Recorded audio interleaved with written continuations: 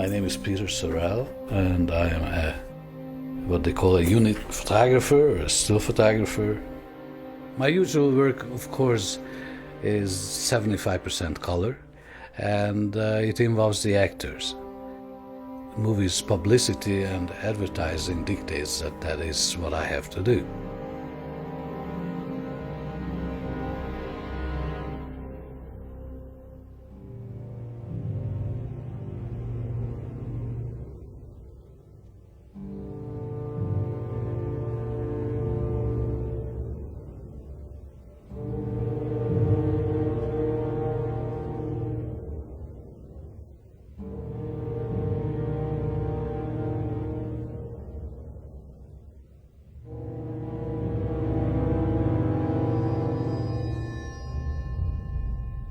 You know, I start the film, I first read the script, and when I read the script I know immediately which half a dozen scenes or so are the key scenes in the film, which absolutely have to be covered really well. It doesn't mean that I won't cover the others, because many times accidentally something happens in a visual sense, but dramatically speaking you have to do those scenes which will enable the production company to the publicity arm of the company to market the film.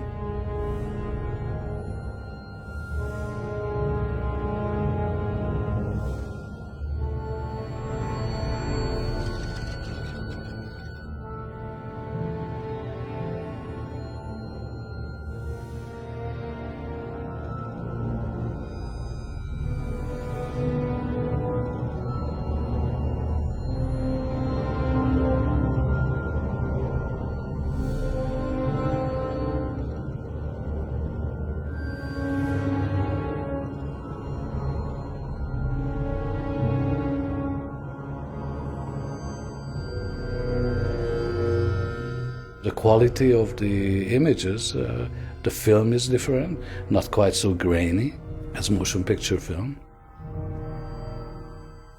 If you want to blow up a still frame from a movie, it will blow up to not really a size of a poster, because it would be grain size of your fingers, you know, it won't look very good.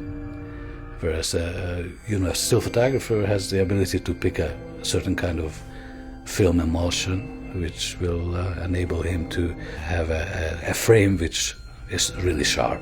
The grain is sharp, and therefore it will blow up.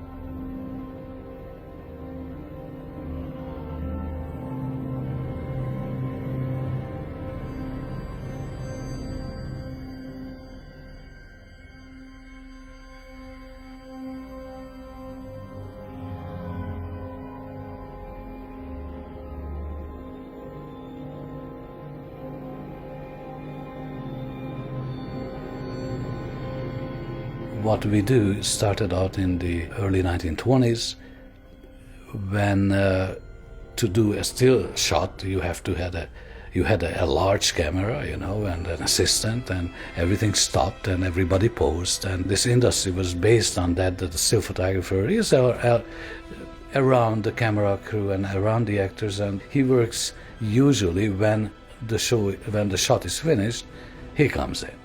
By the 1950s, this changed into try to shoot while they are rehearsing or while they're shooting, because we can't take that much time as it was possible before.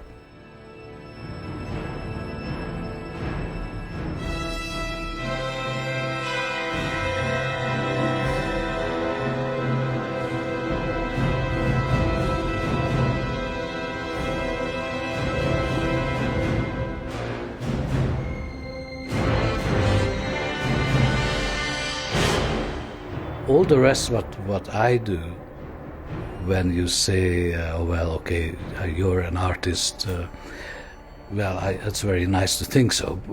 However, many times the artistic pictures would be totally unusable for their purposes.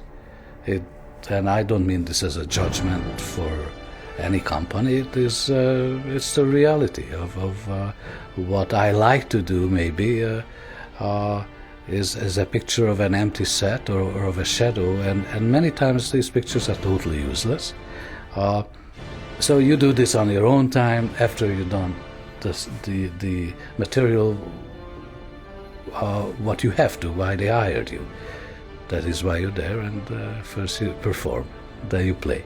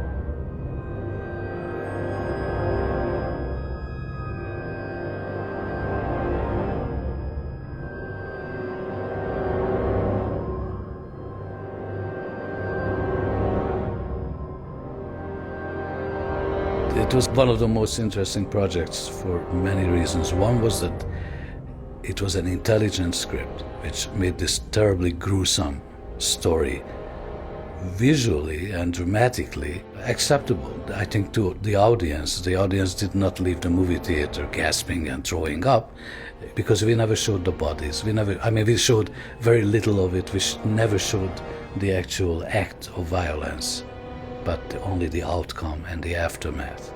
So I really appreciated that. It was intelligent.